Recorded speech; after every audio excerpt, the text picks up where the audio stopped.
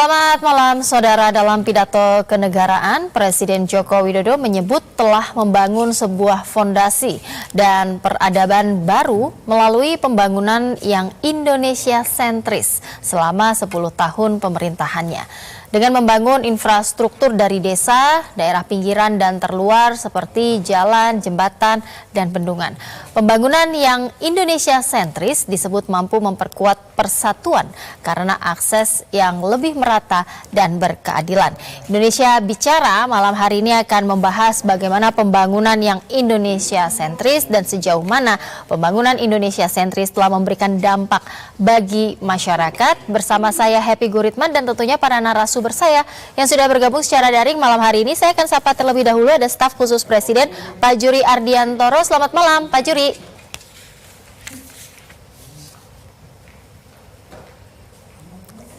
Baik, nampaknya masih belum terhubung dengan Pak Juri. Ada pakar otonomi daerah Profesor Johermansyah Johan. Selamat malam Prof. Ya, halo, selamat malam. Assalamualaikum.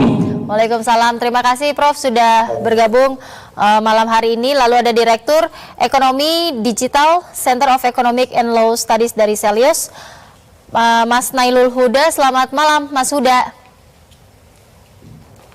Selamat malam. Baik. Assalamualaikum warahmatullahi wabarakatuh. Waalaikumsalam. Terima kasih juga Mas Huda sudah bergabung malam hari ini. Sebelum kita mulai membahas tentang apa yang dimaksud dengan Indonesia sentris dan juga bagaimana pembangunan Indonesia sentris selama 10 tahun ini, kita akan simak terlebih dahulu pernyataan dari Presiden Republik Indonesia Joko Widodo dalam sidang tahunan 16 Agustus 2024 pagi tadi. Alhamdulillah, selama 10 tahun ini kita telah mampu membangun sebuah fondasi dan peradaban baru dengan pembangunan yang Indonesia sentris. Membangun dari pinggiran, membangun dari desa, membangun dari daerah terluar, sehingga sampai saat ini kita telah membangun 366.000 km jalan desa, 1,9 juta meter jembatan desa, 2.700 km jalan tol baru, 6.000 km jalan nasional, 50 pelabuhan dan bandara baru, serta 43 bendungan baru dan 1,1 juta hektar jaringan irigasi baru. Sehingga kita berhasil menurunkan biaya logistik dari sebelumnya 24% menjadi 14% di tahun 2023. Baik, itu tadi pernyataan atau apa yang disampaikan oleh Presiden Republik Indonesia Joko Widodo dalam sidang istimewa di MPR DPR pagi tadi. Sebelumnya saya ingin sapa terlebih dahulu staf khusus Presiden Pak Juri Ardiantoro sudah bergabung bersama kita semua. Selamat malam Pak Juri. Selamat malam Mbak, apa kabar? Mas Huda, Prof. Jo, apa kabar? Terima kasih Pak Juri sudah bergabung malam hari ini. Baik, Pak Juri, tadi kita juga baru saja menyimak apa yang disampaikan oleh Presiden Joko Widodo di dalam sidang tahunan pagi tadi terkait dengan Indonesia sentris. Apa kemudian sebenarnya Pak Juri yang dimaksud dengan Indonesia sentris versi Presiden Joko Widodo ini? Ya, makasih Mbak. Kita semua tahu ya bahwa selama ini pembangunan atau sebelumnya pembangunan itu lebih banyak dilakukan atau berfokus di Pulau Jawa, sehingga terjadi kesenjangan yang signifikan antara Jawa dan luar Jawa, baik dari sisi infrastruktur, baik dari sisi pembangunan sumber daya manusia maupun dalam banyak indikator lain. Nah, oleh karena itu, kalau kita ingin maju sebagai sebuah bangsa, kalau kita ingin betul-betul mewujudkan pemerataan dan meminimalisir kesenjangan yang signifikan antara Jawa dan luar Jawa, maka pembangunan mau tidak mau harus berubah orientasinya. yang sebelumnya berpusat di Jawa, maka pembangunan harus betul-betul perspektifnya Indonesia sentris, tidak lagi Jawa, untuk mengurangi ketimpangan, kesenjangan, dan perbedaan-perbedaan lain yang signifikan antara Jawa dan luar Jawa. Jadi sebetulnya di situ. Nah, oleh karena itu secara kebijakan, pemerintah kan selama ini kemudian membangun berbagai infrastruktur untuk menyambungkan, mengkonektivitaskan antara daerah satu dengan daerah yang lain, supaya arus barang, supaya transportasi hubungan daerah satu dengan daerah yang lain itu bisa berjalan, dan ini membuat efektivitas dan efisiensi di dalam berbagai kepentingan. Nah, kemudian juga Presiden atau pemerintah menitik beratkan kepada, tadi dalam pidato juga disampaikan ya, membangun desa, membangun dari pinggiran. Jadi makanya kemudian infrastruktur desa dengan menaikkan dana desa, dan kemudian memperkuat berbagai hal tentang ekonomi pedesaan, itu betul-betul dilakukan. Dari pinggiran juga begitu, dari terluar, daerah-daerah perbatasan juga begitu. Jadi sebetulnya perspektifnya ke sana, atau pengertiannya di sana, supaya Indonesia itu betul-betul dilihat dalam perspektif yang komprehensif ya, perspektif yang lengkap, tidak hanya dilihat semata-mata kemajuan kemajuan yang terjadi di Pulau Jawa, gitu. Kira-kira begitu. Baik, terima kasih. Yang dimaksud dengan Indonesia sentris. Baik, terima kasih Pak Juri. Saya ingin beralih ke Prof. Jo, mungkin punya perspektif yang berbeda atau bisa menambahkan juga. Jadi kalau makna pembangunan yang Indonesia sentris menurut Prof. Jo itu seperti apa? Apakah kemudian membangun Indonesia sentris itu bentuknya hanya dari pembangunan infrastruktur, pembangunan fisik dari desa, kemudian daerah-daerah terpencil, tertinggal, dan terluar, atau ada makna yang harusnya bisa dimaknai lebih besar lagi dari hanya sekedar pembangunan fisik, Prof. Jo? Ya, betul.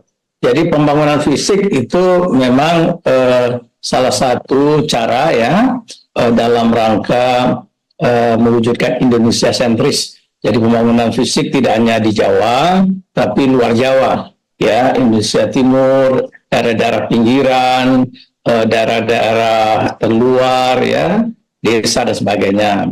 Nah, tapi juga pembangunan fisik itu tidak cukup, ya, juga dibutuhkan pembangunan non fisik ya di luar Pulau Jawa ini.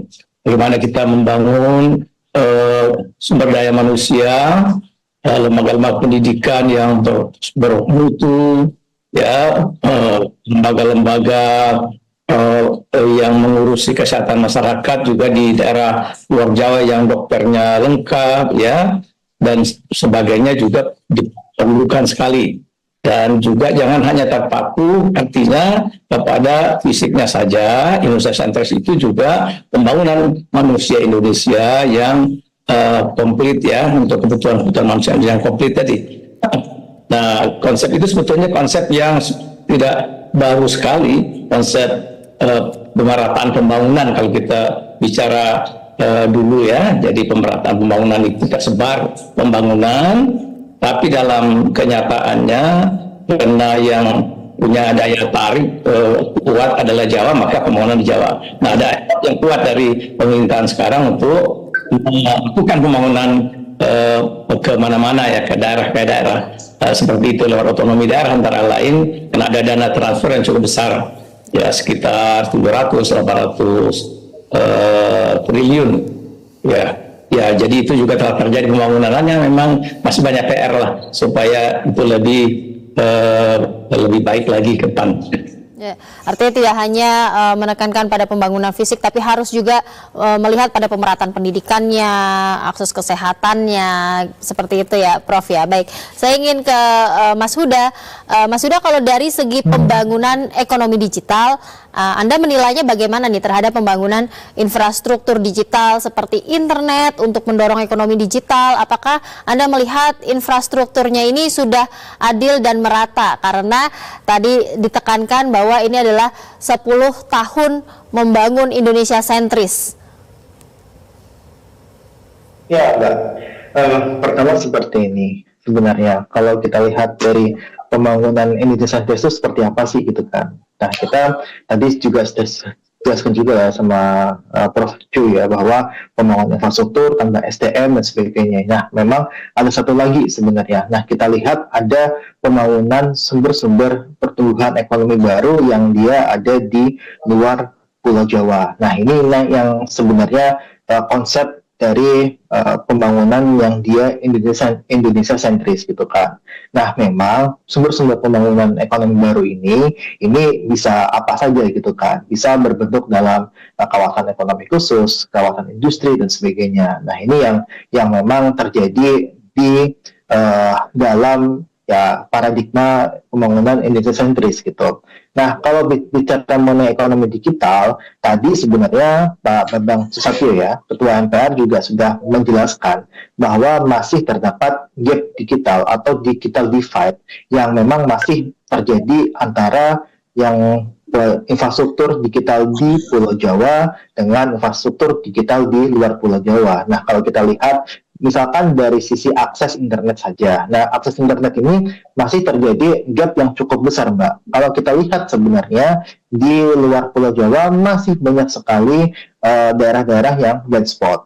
Terus kemudian kalau kita lihat di luar Pulau Jawa, nah di Sukabumi, Subang dan sebagainya pun itu masih terdapat area-area yang dia blind spot dan sebagainya. Nah, ini yang akhirnya membuat ya masih ada digital divide di situ. Nah, kemudian kita bicara mengenai SDM-nya. Nah, SDM di luar Pulau Jawa itu masih banyak yang belum mengetahui mengenai internet.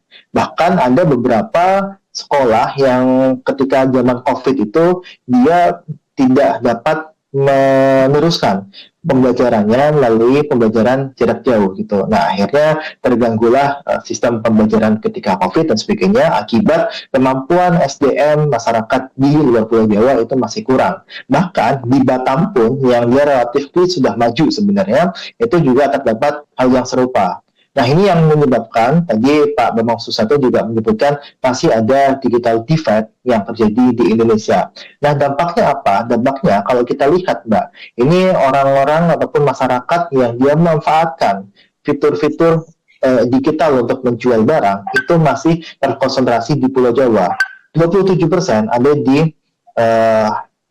27% pelaku usaha yang ada di Jogja itu sudah go digital. Nah, tapi kalau kita lihat misalkan di Maluku, terus kemudian di Gorontalo dan sebagainya, itu cuma 6%, atau bahkan lebih rendah lagi. Nah, makanya ini yang menjadikan masyarakat belum bisa memanfaatkan infrastruktur digital itu untuk kegiatan ekonomi dan kegiatan yang produktif. Makanya ini masih menjadi PR juga ke depannya infrastruktur digital sumber daya manusia yang dia terdigitalisasi serta pemanfaatan ekonomi digital untuk kegiatan yang produktif.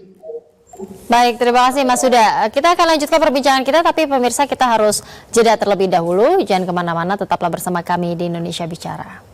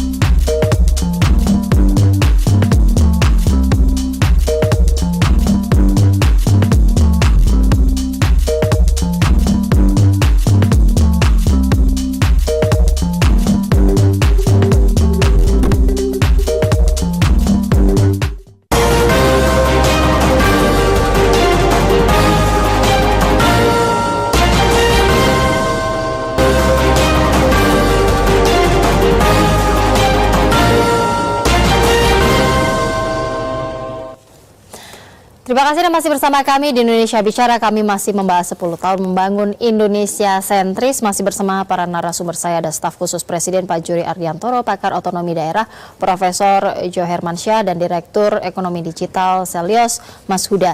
Saya ingin ke Pak Juri. Pak Juri, IKN yang dibangun di tengah wilayah Indonesia ini kan sebenarnya juga bisa dikatakan atau disimbolkan sebagai Indonesia sentris begitu. Nah, bagaimana kemudian Nusantara, IKN ini, Ibu Kota Nusantara ini bisa menciptakan pemerataan, kesetaraan, dan menghapus ketimpangan daerah? Ya, jadi IKN Nusantara itu kan salah satu simbol terbaik ya, atau simbol yang paling nyata dari perwujudan kebijakan Indonesia sentris, yakni bagaimana kita ingin membangun pusat-pusat pertumbuhan baru, pusat-pusat pertumbuhan ekonomi baru, pusat-pusat yang bisa menggerakkan kota-kota di luar Jawa itu bergerak ke arah lebih cepat untuk menjadi kota-kota yang maju dan setara. Nah, oleh karena itu IKN didesain tidak lagi di Jawa, tapi di luar Jawa. Dan kemudian yang kedua, IKN juga didesain bukan sekedar untuk membangun pusat-pusat pertumbuhan ekonomi yang baru, tetapi juga menjadi simbol bagi kita semua untuk mengupayakan satu desain baru bagaimana mengelola kota masa depan. Jadi salah satu atau sekian banyak problem yang dihadapi oleh kota-kota kita saat ini adalah begitu kompleks, mulai dari ketidaksiapan kota menghadapi perubahan iklim, kota tidak siap menghadapi pertumbuhan demografi yang begitu pesat sehingga menyebabkan kompleksitas masalah kependudukan, kepadatan, kekumuhan, dan sebagainya. Kita juga menyaksikan banyak kota yang mulai kesulitan untuk menyesuaikan adanya tantangan-tantangan baru di dalam penyiapan pangan, penyiapan energi, air, dan sebagainya. Nah, oleh karena itu ini juga IKN didesain untuk menjadi yang kita sebut sebagai Smart Forest City, di mana kota ini adalah prototipe dari upaya kita semua untuk kita harus mengubah cara kita mendesain sebuah kota, terutama menghadapi berbagai tantangan saat ini dan masa depan. Nah, itulah spirit atau semangat dari kita membangun Ibu Kota Nusantara ini. Tentu saja ini nanti akan diamplifikasi ya, atau akan menjadi spirit bagi daerah-daerah lain atau pusat-pusat pertumbuhan kota lain di luar Jawa maupun di tempat lain di Indonesia, supaya semangat untuk membangun atau mendesain kota dengan cara-cara baru untuk menyesuaikan dan mengatasi berbagai tantangan ke depan itu menjadi nyata ke depannya. Baik, Pak Juri. Prof Jo, kalau menurut Prof Jo sejauh ini apakah pemindahan IKN ini sudah sukses membangun Indonesia sentris? Karena kan kalau Indonesia sentris itu tujuannya adalah untuk memeratakan, berkeadilan, semuanya merasakan dampak dari pembangunannya, termasuk Aceh, Papua, dan Nusa Tenggara Timur. Prof Jo melihatnya bagaimana? Kalau satu ibu kota aja yang ada sekarang Nusantara City, saya kira itu tentu saja kurang memadai ya.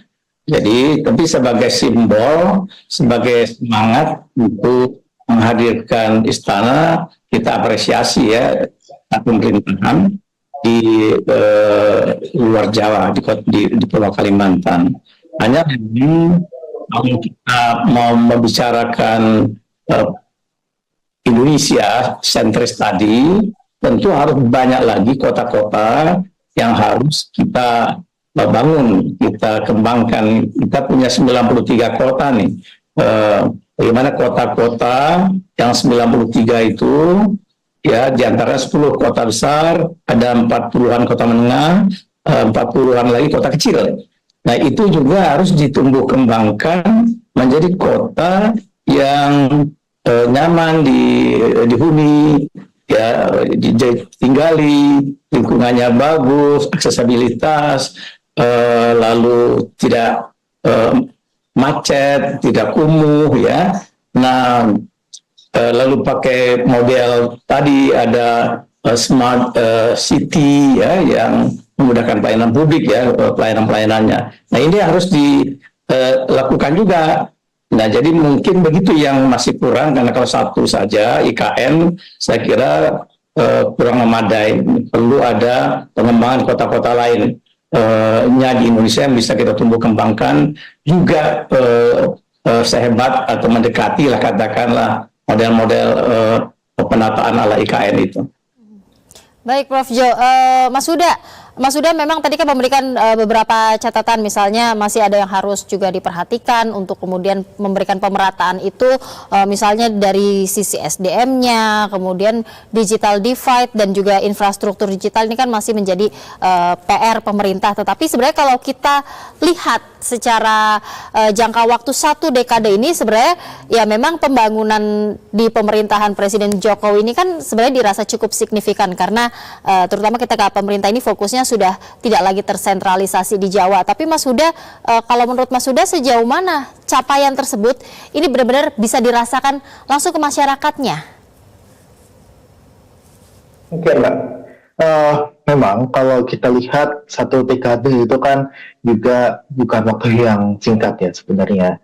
Masa dalam 10 tahun tidak ada pembangunan apapun gitu kan. Itu pasti ada yang dibangun, terutama kalau kita lihat dari sisi Palaparing, kemudian ada beberapa memang pembangunan tower ya. Walaupun kita tahu sendiri tower itu juga dana pembangunan dikorupsi gitu kan, dan ini memang yang membuat digital divide itu masih eksis sampai sekarang gitu. Nah, tentu kalau kita lihat secara data, Mbak, ya, kita lihat secara data aja gitu kan. Secara data memang kalau penetrasi internet itu sudah mencapai 78% sampai 80%. Nah, tapi sayangnya ini baru bisa dimanfaatkan ya tadi ketika ini SDM-nya itu yang terbangun itu di Pulau Jawa saja, integrasi ICT itu di Pulau Jawa saja, itu ya saya rasa akhirnya yang memanfaatkan ekonomi digital hanya masyarakat yang dia tinggal di Pulau Jawa, dan itu kuenya akhirnya tidak terbagi rata dengan masyarakat yang tinggal di luar Pulau Jawa. Nah, sama seperti di IKN sebenarnya. Di IKN itu kan mau dibangun kawasan apa sih istilahnya tuh, ada kawasan Silicon Valley-nya di IKN dan sebagainya gitu kan, ataupun kawasan dia teknologi center di IKN dan sebagainya. Itu kan sebenarnya kan ya bisa dibilang pembangunan secara fisik namun tidak membangun juga manusianya. Nah, kalau kita lihat, Mbak, ini pembangunan ini kan pembangunan Indonesia ya, dan Indonesia sentris itu kan tidak hanya dengan cara memindahkan, kalau saya lihat ya, IKN ataupun pusat pemerintahan, pusat bisnis dari Pulau Jawa ke pulau selain Jawa gitu kan, atau pulau luar Jawa. Nah, yang dibangun itu adalah sebenarnya bagaimana di Pulau Jawa itu sendiri ketika dia merasakan pembangunan, itu dia menularkan ke daerah-daerah lainnya. Nah, ini yang saya tidak lihat dari pembangunan IKN. Walaupun IKN dibangun, tapi ini tidak bisa memberikan efek kepada provinsi-provinsi lainnya, karena di sini di Indonesia itu memang tidak tadi berkata Prof. Jo, ya cuman IKN saja yang harus dibangun, tapi memang kita sangat terbatas ya tadi ya, karena kita masih banyak yang antar pulau, kemudian ya kita harus membangun itu juga harus menyeberangi lautan dan sebagainya, dan kondisi geografis seperti ini membutuhkan pembangunan itu bukan hanya di ikan saja gitu kan. Nah, bahkan kalau saya lihat, Mbak, ini kita lihat data lah ya, kita lihat data bahwa selama kepemimpinan Pak Jokowi itu ternyata untuk share PDB, saya masih akan larinya ke PDB. Share PDB untuk Pulau Jawa itu di masa pemerintahan, akhir masa pemerintahan beliau, itu ada di angka 57%. Masih sangat tinggi.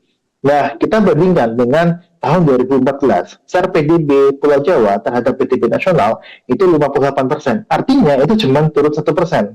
Ya kan? Nah, ini yang menjadi PR sebenarnya, Mbak. Dan ketika tadi Pak Jokowi sampaikan pembangunan pertumbuhan ekonomi di Maluku, kemudian di Papua dan di kawasan Indonesia Timur lainnya itu bisa bergerak sampai 20%, itu hal yang normal gitu. Karena kalau kita lihat data historisnya memang pernah mencapai pertumbuhan ekonomi hingga 18% gitu. Jadi inilah yang sebenarnya esensi dari pembangunan Indonesia sentris, itu adalah menumbuhkan provinsi-provinsi lainnya, dan ini tidak meninggalkan pertumbuhan ekonomi di Pulau Jawa. Istilahnya kalau bahasa ekonominya ada trickle down effect. Trickle down effect bahwa nanti dari pembangunan IKN itu akan menjalar ke provinsi-provinsi lainnya. Nah, itu yang nggak saya lihat dari pembangunan IKN ini, termasuk dalam hal bidang digital. Karena kalau kita lihat itu dibangun di satu kawasan khusus yang jauh dari Balikpapan, jauh dari Samarinda, jauh juga dari kota-kota lainnya, yang akhirnya yang bisa jadi yang mendapatkan fasilitas internet cepat ya ada di IKN saja, juga nggak di provinsi ataupun kota-kota lainnya. Nah, ini yang menjadi PR dalam hal pemerataan dalam bidang infrastruktur digital. Baik Mas Huda, Prof Jo, kalau Prof Jo melihat konektivitas daerah di 10 tahun terakhir ini seperti apa Prof Jo? Kalau konektivitas daerah memang banyak kemajuan ya, karena kita tahu pemerintahan Presiden Joko Widodo ini 10 tahun bangun jalan ya, tapi ya itu kalau jalan tol kan lebih banyak di Jawa ya. Lalu kemudian ada juga jalan nasional tersebar juga dilakukan pembangunan, dirawat dengan cukup baik, pelabuhan untuk mengintegrasikan daerah-daerah kita, pulau-pulau kita, kemudian bandara juga dilakukan pembangunan yang cukup tinggi ya, walaupun dibanding dengan kebutuhan tentu juga masih perlu dilakukan lagi percepatan. Tapi saya menilai secara umum konektivitas kita cukup baik. Nah, itu juga tadi disebutkan kalau nggak salah di dalam pidato Presiden tadi ada peningkatan dalam soal biaya logistik menjadi turun, kemudian juga ada peningkatan daya saing yang naik ya, atau daya saing kita turun maksudnya ke peringkat 27 ya, tadinya 44. Jadi di samping tadi biaya logistik yang turun ini menunjukkan cukup bekerjanya pembangunan infrastruktur itu. Walaupun menurut saya juga masih banyak hal PR-nya yang juga harus kita kejar lagi ya dalam soal pembangunan infrastruktur yang membuat terkoneksi ya, terutama di tanah Papua misalnya seperti itu ya, di Maluku ya, itu juga masih harus ada perhatian lebih serius. Baik, saya juga ingin tahu lagi dari Pak Juri, sebenarnya daerah mana saja sih yang masih belum terjangkau pemerataan pembangunan Pak Juri, tapi dijawabnya nanti usai jeda, karena kita harus jeda sesaat. Pemirsa jangan kemana-mana, tetaplah bersama kami.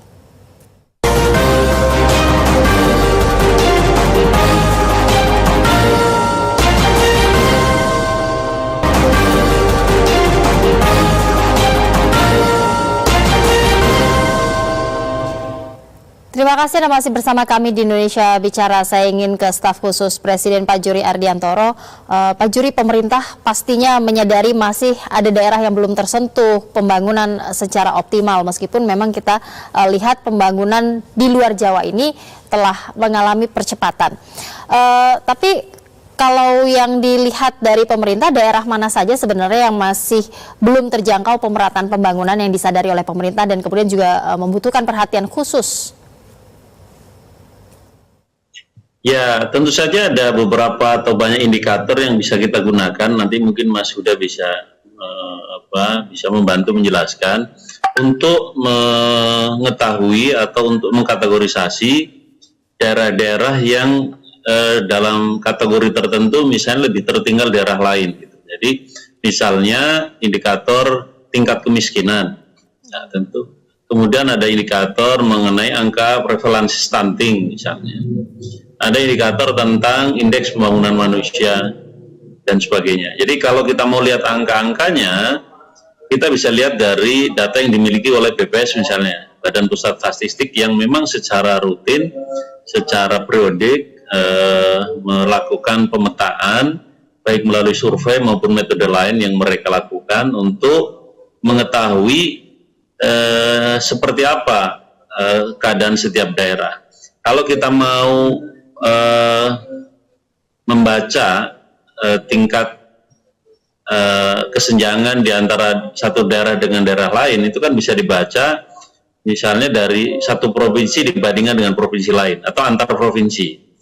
Ada juga memang antar kabupaten kota dalam satu provinsi. Kita sering juga melihat angka-angka capaian dari satu daerah berdasarkan data-data yang tersedia gitu. Jadi ya saya juga bisa menyebutkan ya, kalau menurut data BPS misalnya 10 provinsi dengan tingkat kemiskinan tertinggi, misalnya provinsi dengan angka stunting tertinggi dan sebagainya. Nah, itu saya kira kita bisa baca di sana data-data itu. Baik. Nah, tapi tentu saja ini penting ya untuk pemerintah menggunakan data kesenjangan di setiap daerah untuk memastikan bahwa secara perlahan pemerataan itu harus segera diwujudkan, dan secara perlahan juga mengatasi kesenjangan yang sudah lebar itu untuk semakin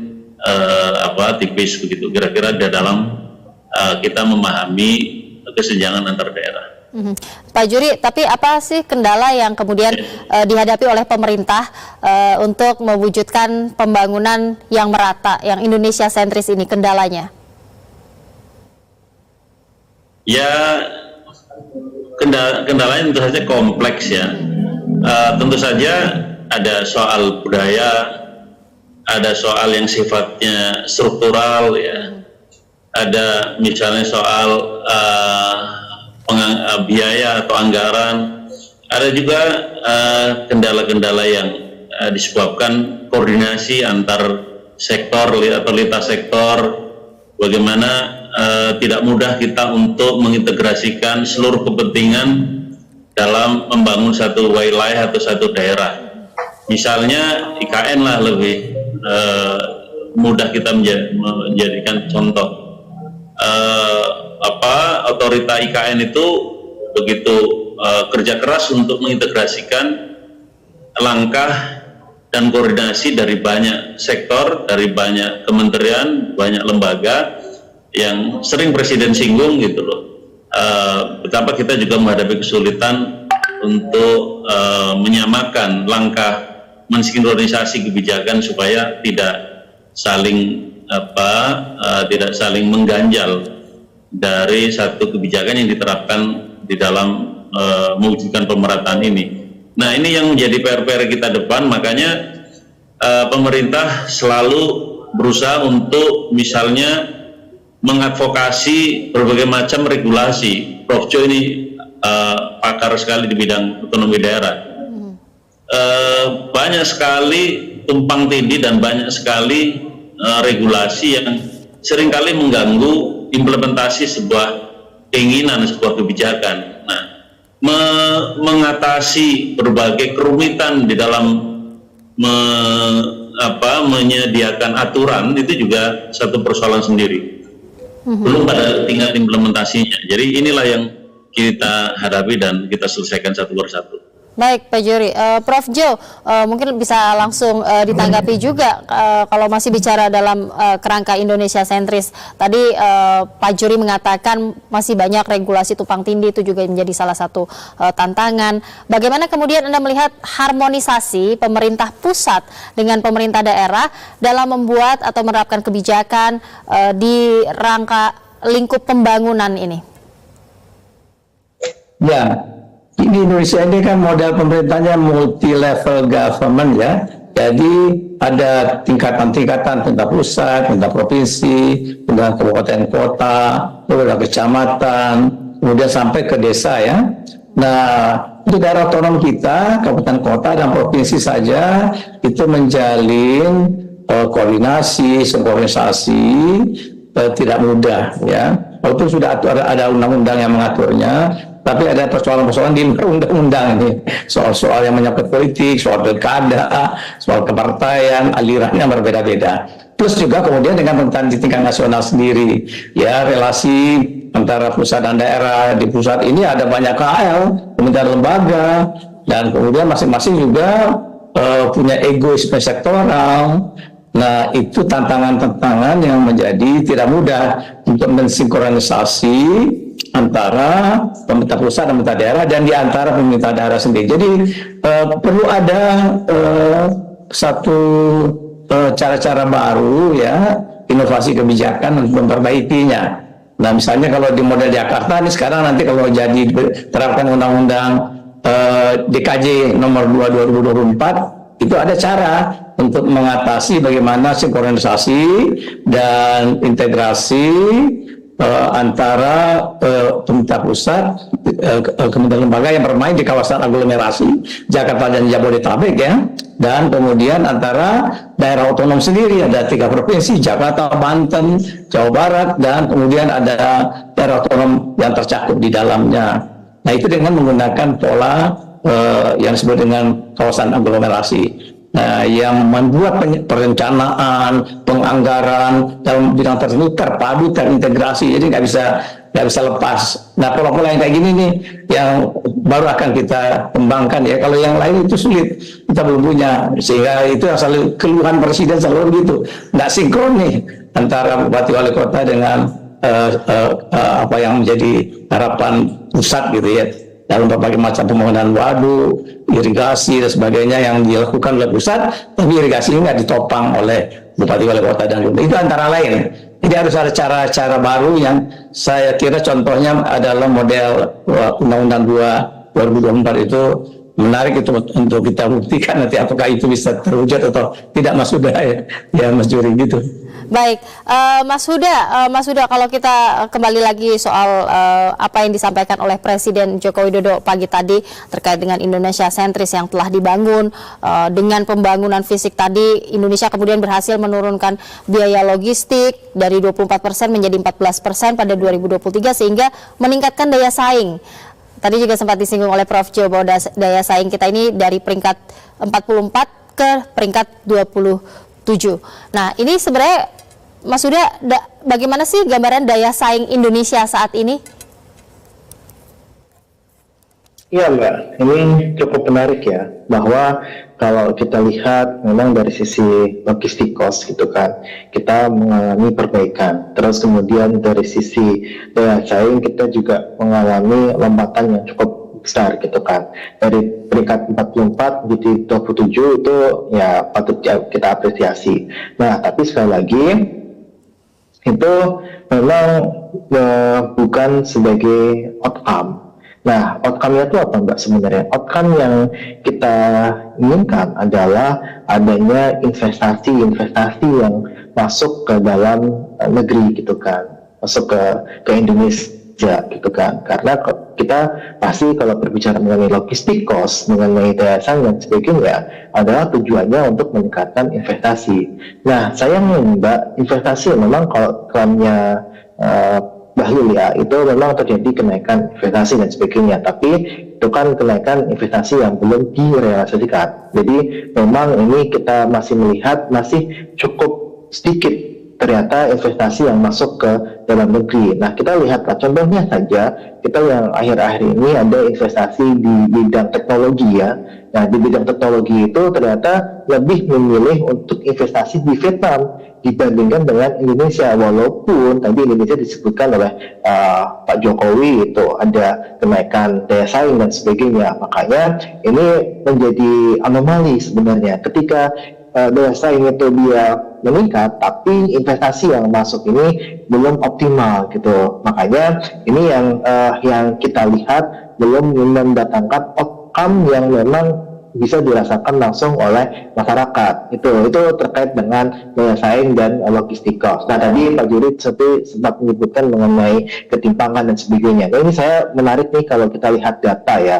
Data itu ada indeks Gini. Nah, indeks ini ternyata dari tahun 2021 ke tahun 2024 itu ternyata mengalami kenaikan. Artinya adalah ketimpangan pengeluaran darah penduduk itu meningkat. Nah, kita juga melihat data dari Maluku Utara yang memang dia tempatnya nikel ya, Maluku Utara dan Sulawesi Tengah. Kita lihat Maluku Utara. Ternyata untuk kemiskinan di Maluku Utara yang turunnya itu hanya sekitar 1% yang diakibatkan oleh pembangunan nikel dan sebagainya. Makanya ini yang perlu jadi catatan nanti presiden ke depannya, bagaimana caranya ini pembangunan yang sudah dilakukan itu bisa mendatangkan hasil, mendatangkan manfaat bagi masyarakat sekitar, seperti penyerapan tenaga kerja yang ini yang bisa diharapkan juga meningkatkan kesejahteraan, sehingga itu untuk persentase penduduk yang miskin di kawasan Maluku Utara itu bisa berkurang di bawah 5%. Karena kita harapannya di bawah 5% kan, tapi hingga saat ini untuk kemiskinan di Maluku Utara masih berada di angka 6,3%. Nah, ini jadi PR pemerintah selanjutnya untuk bisa istilahnya itu adalah membumikan hasil dari pembangunan fisik itu menjadi pembangunan yang dia bisa dirasakan oleh masyarakat luas. Baik, saya ingin ke Prof. Jo. Prof. Jo, kalau kita bicara soal anggaran di daerah, di pidato nota keuangan itu kan disebutkan alokasi anggaran transfer ke daerah untuk tahun 2025 itu mencapai sekitar 919 triliun rupiah. Nah, ini apakah Anda melihatnya ini alokasi yang cukup untuk kemudian juga mengatasi masalah-masalah struktural di daerah, karena masalah struktural ini kan harus diatasi terlebih dahulu untuk kemudian bisa mencapai pembangunan serta pemerataan ekonomi yang lebih baik? Ya, kalau dari segi jumlah ya terus terjadi peningkatan.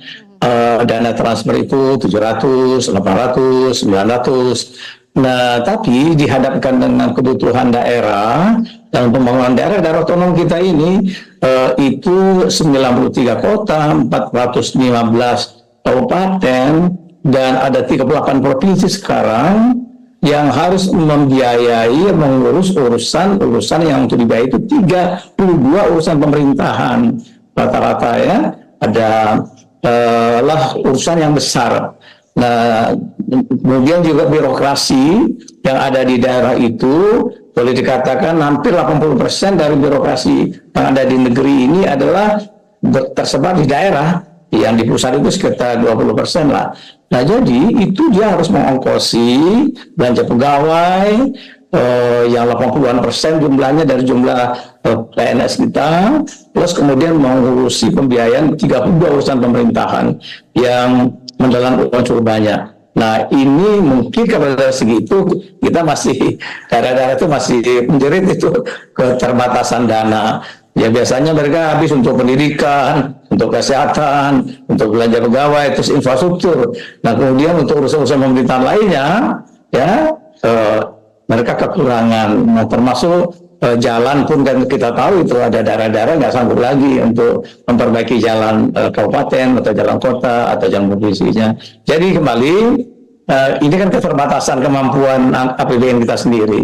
Nah, tapi artinya perhatian untuk daerah untuk ditingkatkan terus, dan transfer itu saya kira penting, dan juga harus ada insentif-insentif lain yang harus diberikan kepada daerah biar bisa mendapatkan sumber-sumber penghasilan penerimaan yang lebih meningkat lah gitu ya. Jadi jangan malah sumber penghasilannya jadi turun gitu ya. Nah, ini juga menjadi upaya yang harus dilakukan oleh pemerintah pusat ya, menaikkan terus dana transfer, kemudian beri ruang bagi daerah untuk lebih bisa mendapatkan sumber-sumber penerimaan yang bisa dengan itu mereka membiayai urusan pemerintahan yang dipegang atau menjadi kewajiban daerah otonom itu. Begitu Mbak Ati. Baik, terima kasih Prof. Jo. Kita akan jeda terlebih dahulu. Pemirsa jangan kemana-mana, tetaplah bersama kami di Indonesia Bicara.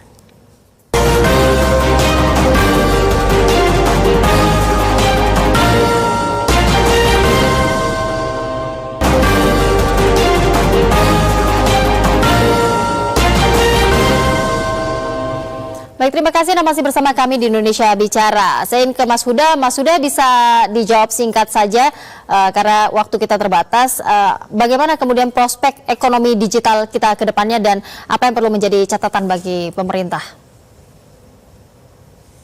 Ya, untuk prospek ekonomi digital sendiri, Mbak, memang ini kita masih lihat pasarnya masih cukup besar gitu ya. Pasarnya masih cukup besar, generasi internet cukup cepat. Yang menjadi persoalan adalah kue untuk ekonomi digital itu memang belum merata. Nah, ini yang jadi catatan selanjutnya bagi pemerintah selanjutnya adalah bagaimana meratakan kue-kue ekonomi digital ini biar bisa dinikmati oleh saudara-saudara kita yang ada di luar Pulau Jawa, khususnya yang dia bisa memanfaatkan untuk kegiatan yang produktif, kegiatan yang menghasilkan pendapatan lebih bagi mereka, yang akhirnya ini kue ekonomi digital akan dirasakan juga oleh ya semua kalangan masyarakat gitu. Nah, ini adalah tantangannya yang saya rasa salah satunya adalah ya jangan korupsi lagi lah untuk proyek-proyek dari ekonomi digital. Itu sih, Mbak. Baik, saya ingin ke Prof. Jo. Prof. Jo, apa yang masih perlu dibenahi dari pemerintah saat ini untuk kemudian juga menjadi catatan bagi pemerintahan berikutnya? Ya, yang penting ini kalau saya ada satu hal yang juga harus kita upayakan dalam rangka Indonesia sentris ini, kan konsep membangun daerah dari pinggir itu, terutama ini daerah-daerah perbatasan kita dan daerah-daerah yang berbentuk kepulauan ya. Kepulauan itu aja ada 8 provinsi, ada 80 kabupaten, itu juga belum tersentuh cukup baik ya. Dan daerah perbatasan juga ada 15 atau 16 provinsi kita, juga keadaan masyarakatnya di sana khususnya perekonomiannya termasuk tingkat pendidikan dan sebagainya juga masih belum cukup bagus ya. Nah, itu mungkin di samping memelihara yang tadi tetap otonomi daerah diperhatikan, tetapi juga daerah perbatasan dan daerah-daerah yang bersifat kepulauan ini harus ada perhatian serius pemerintahan baru ke depan. Begitu. Baik, terima kasih Prof. Jo. Otonomi daerah di perbatasan dan juga kepulauan masih perlu mendapatkan banyak perhatian dari pemerintah. Kita ke Pak Juri. Pak Juri, bagaimana kesinambungan pembangunan Indonesia sentris untuk periode pemerintahan mendatang?